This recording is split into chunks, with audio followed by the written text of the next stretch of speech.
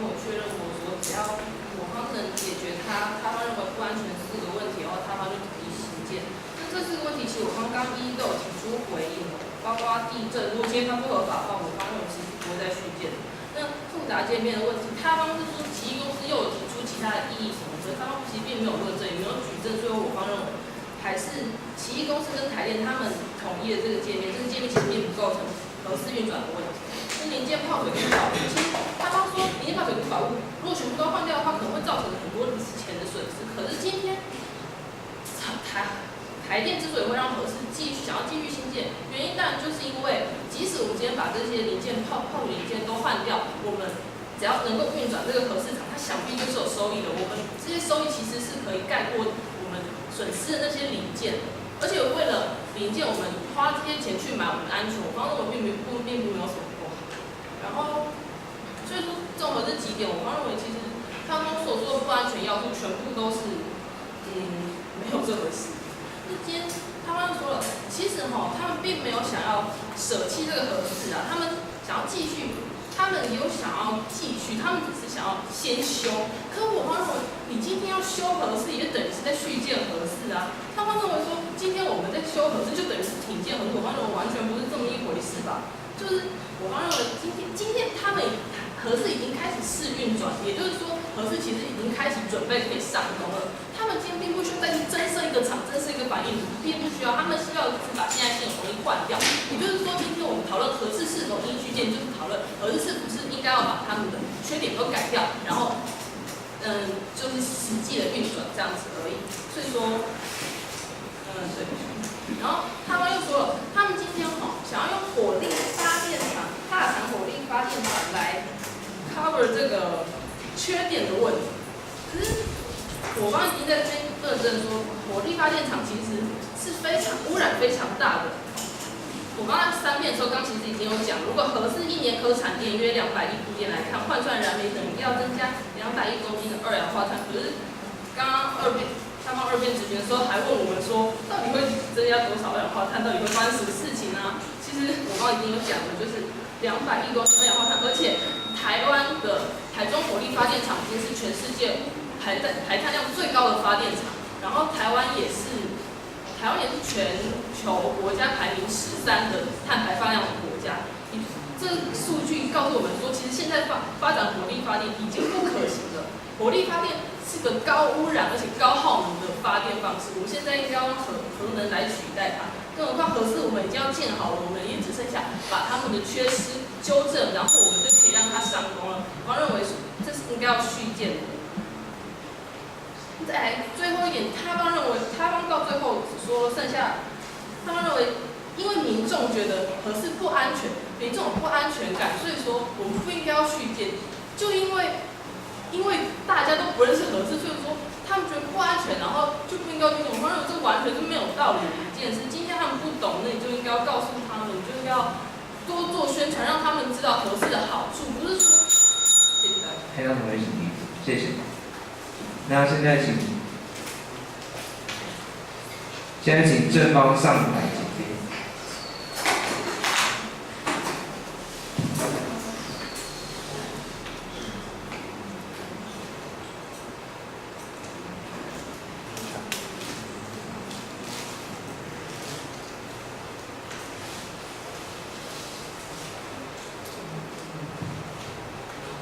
各位好，从一开始我们最早达成一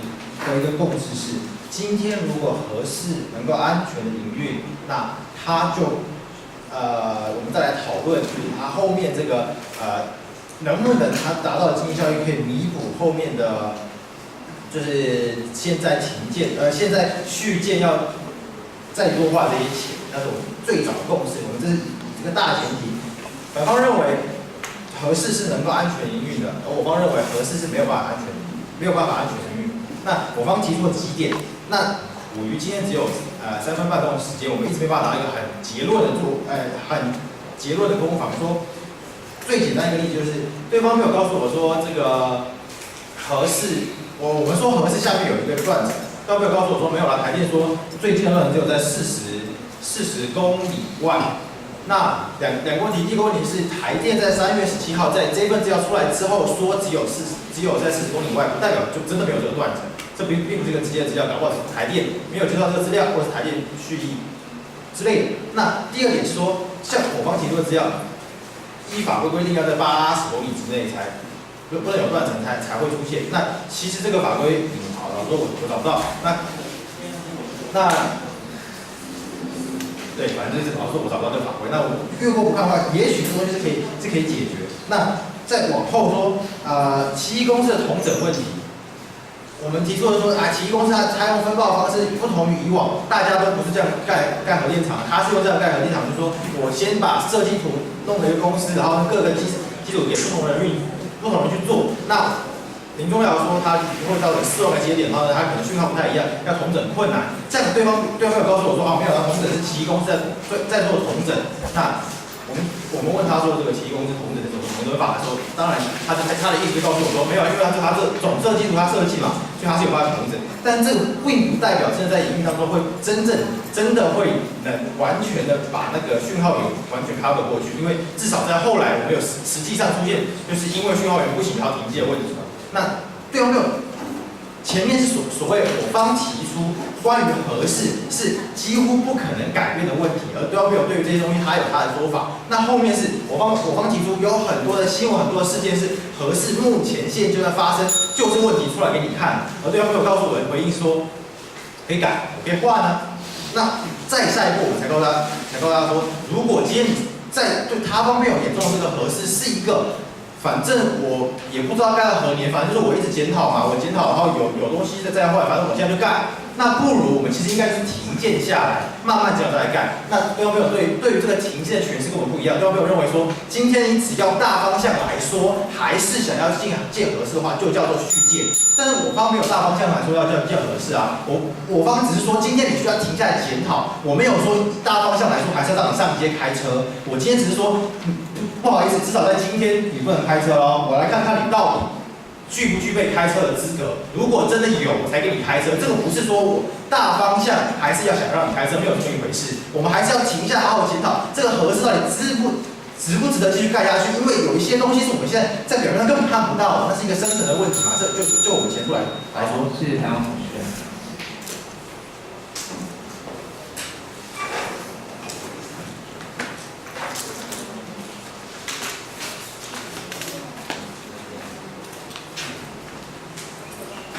那欣赏完精彩的比赛之后，接下来我们欣赏更精彩的裁判奖评。那首先我们先请蔡敏智老师来为我们讲评。蔡敏智老师。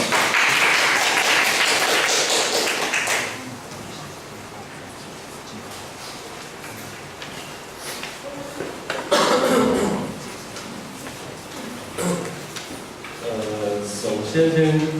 鼓励一下双方的辩士啊，在我们这个短短的3分钟之内，必须要做相当多的论述、质询及答辩啊。在这一场辩论上来说，我得讲句实话，我们的反方并没有讲出应该要续建核四的理由。就我们整场比赛听下来以后，他的续建核四的理由相当之薄弱，因为他告诉我说，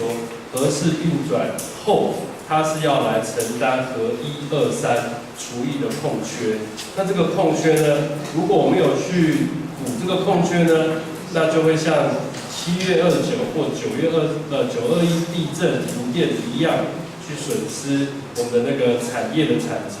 然后会造成台湾很多经济的那个下滑。可是就你讲的这个不太有点逻辑都不上，因为你自己讲729跟921是地震所造成的停电，即使我台湾再有电，我也攻不到那个地方啊，所以跟我核1、核2、核3除以到底有什么关系？我认为这个连结性非常之不妥啊！我不能用一个天然灾害的停电损失来告诉我说，所以我要新建核四。即使我新建好了核四，但是如果地震来，电送不到你家门口，即使我再多电也没有用。这个我不晓得反方这部分是不是，如果有下一场比赛的话，应该会加强一下。再来，另外反方有讲了一个说，因为我已经投资了3300亿，那这个就经济学角度来说，这个以投资的金额如果我不商转的话，它就不能回本。那正方讲的非常直接扼要，如果说根本就没有安全性可能的话，你也不可以商转了，所以直接就否认掉你这个3300亿，那你应该要在核安的部分要可以积极有所回应。那基于基于正方一直说的你的那个设备泡水，跟你的技术层分包，还有你的断层的那个厂区内有断层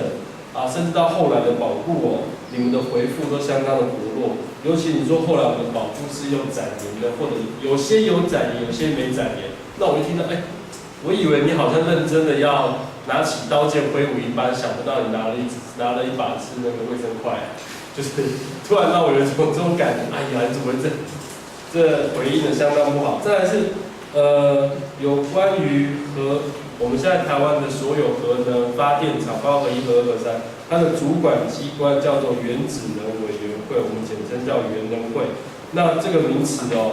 在正方提出来的时候是有说错的，希望这种最基本的基本功不要说错，因为这个是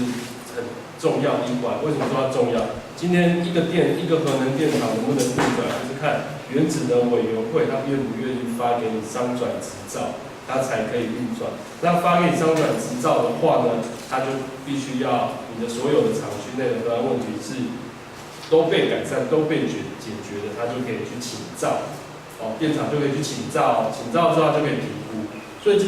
如果今天反方他如果积极有所回应他就直接告诉你，不好意思，正方辩友，我们现在就我们的资料得知龙门核能发电厂它已经去请照，所以表示你说的所有的过去，你说的所有问题都是过去式，现阶段它是已经没有问题了，已经符合你的要求了，已经就是这样。那想当然这是目前那个台电提的资料，大家都没有去有所考，然后反方辩友都没有提出来，所以我就这点留待你们之后可以再应用。接着当初还有另外一些基本功，我想要再要求一下当初龙门核能发电厂它的早期的设计规划是石威公司 ，Stone and Whisper， 这是石威公司，它跟奇异公司并没有相同。那奇异公司是卖什么？奇异公司是卖给台电发电机组的公司，所以现在这个奇异公司呢，它卖给台电发电机组，它本来就必须要来做这些事情。那至于所说的那个顾问公司呢，奇异跟台电并没有顾问公司的合约，现在台电自己就是自己的顾问公司。现在所有的工程整合都是由台电为自己做，就是它来整合所有的界面。那这些基本功你一定要做对，不要去讲错的事情。所以我提出一些这个场上一些错误的讯息，我希望大家可以在你收集资料的时候，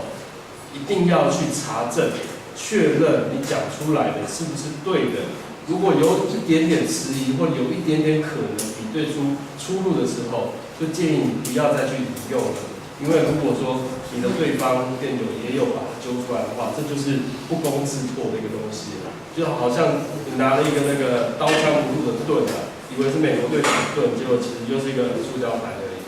这样不晓得这方面我们应该要加油，这样的基本功要做对。然后，但是呢，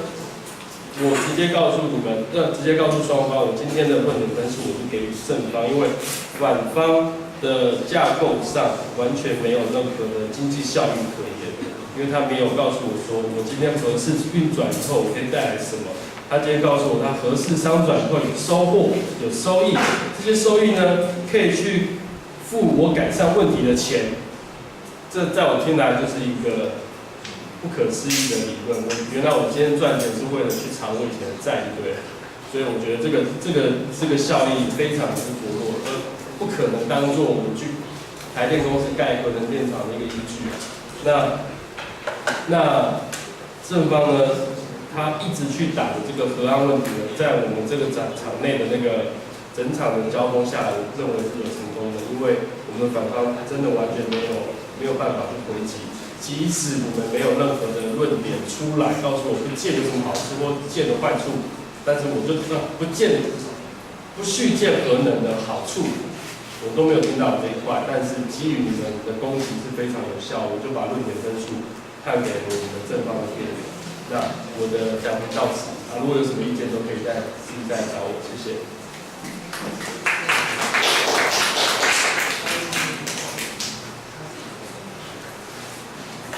那谢谢蔡明志老师的讲评。那现在请陈文斌老师来为我们讲评。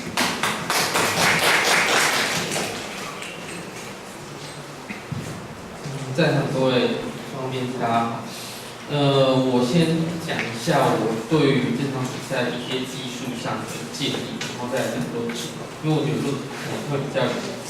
因为时间的关系，所以要讲论点的话，我先讲双方在技术上的第一个问题，就是如同前面裁判讲的，因为老实，我不像前面裁判，其实我们在做核电，那你们面对的所有群，就是你们的观众，也有可能是研究核电或参与核电的类似的研究或是技术上的新建。那但是你们双方在引用资料上面都会有一个很大的问题，就是你们在念你们的数据或是你们的报道或是分析的时候，你们常常就是把它的内容告诉我它是什么。但是第一个，我觉得就是我不知道为什么，好像是最近的，就是参与辩论比赛的选手都会很容易犯的一个问题是，你们好像觉得大家已经知道这件事情，所以我就告诉你就好了。那会有个问题，第一个是你确定下面的人裁判一定知道了解这件事情吗？第二个是你们用资料的方式，通常都是告诉我来源跟它到底实际上说明了什么东西，就是你们看了资料之后，你消化之后就告诉我说，这个资料说了什么。但是经过你的消化之后，那个资料就会有可能产生效度上的问题，是我听了之后觉得，好像跟我想象中的不太一样，或是你经过消化之后，是不是跟资料他想要阐述的论述是一致的？这个你们常在使用资料上面都会有这个问题，所以你看双方上来检验的时候，也都只有问一下说，对方没有你的资料是怎么样，然后看了一下之后。双方好像就达成共识，也没有想要去检证对方的资料到底有什么问题。我觉得这是虽然说只有3分钟，但是我觉得今天在场上，尤其你们的论点是以共识，我觉得这个共识是核能电厂到底是不是安全。那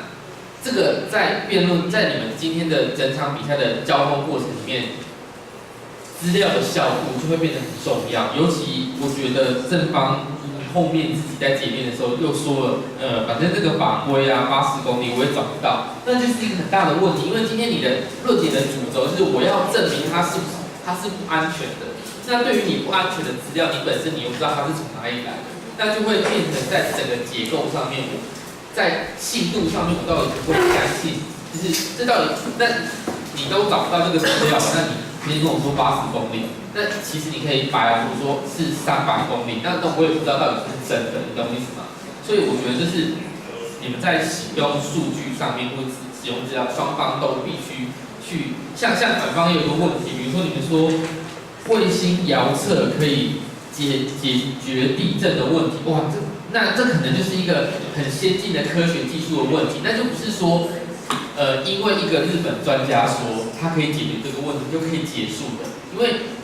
这个不是政论节目，你懂我意思吗？就是我不是说上来讲，反正你们要信不信随便你们，懂我意思？是辩论比赛，但它会有一个效度上的问题，就是你们到底怎么证明这件事情，你懂我意思吗？因为在这个奥瑞冈辩论比赛里面，裁判是政策的决策者，所以他一定要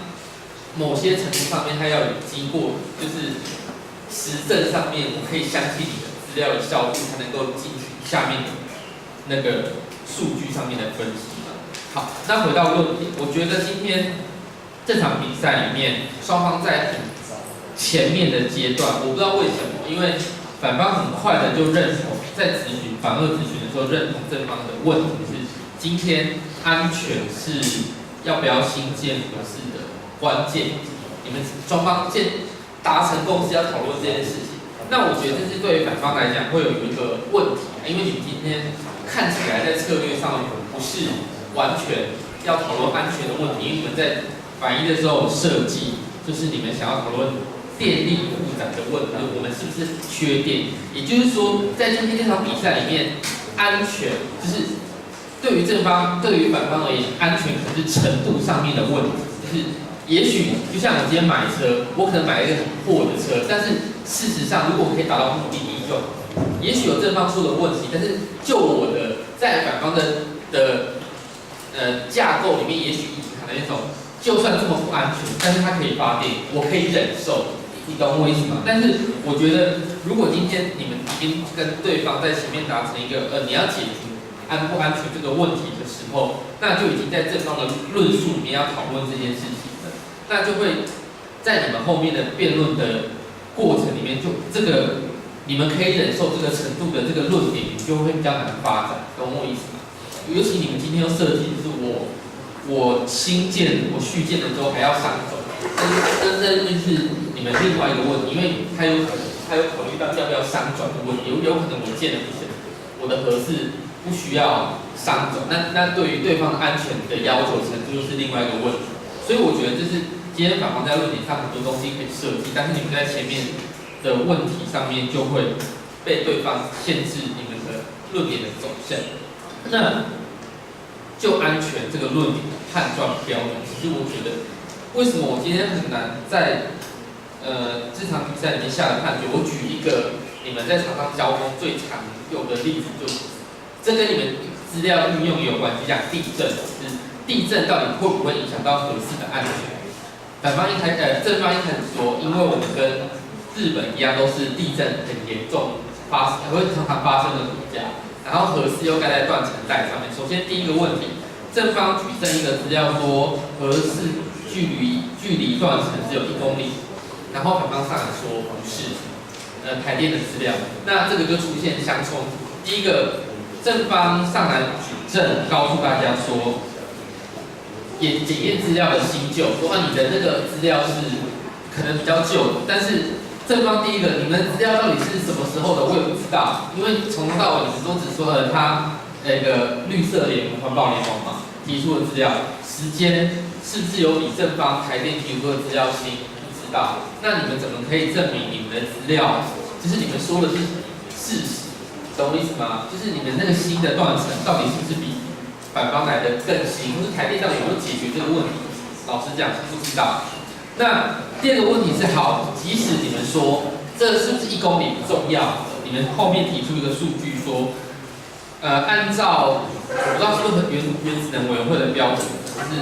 核电厂要距离断层80公里。那在这个问题到最后面，你们有没有办法解决这个问题？就是这个资料到底这个法规到底是不是真的？那距离80公里之外，会对于核电盖了之后产生什么样的影响？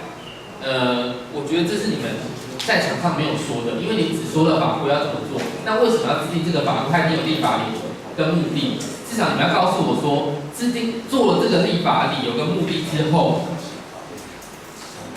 的原因是什么？它对于我们核电安全的评估的意义到底在哪？我觉得这是。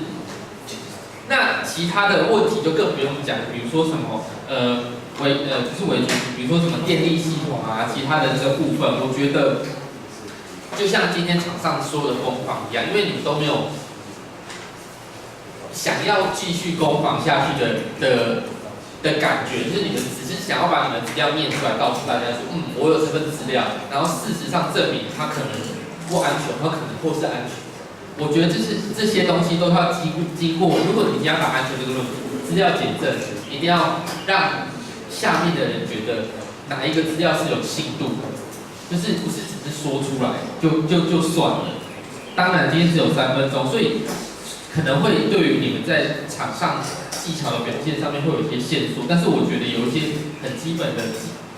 检验资料或是提出资料的证明还是要做到。那另外一个，我觉得正方今天有个问题，就是你们今天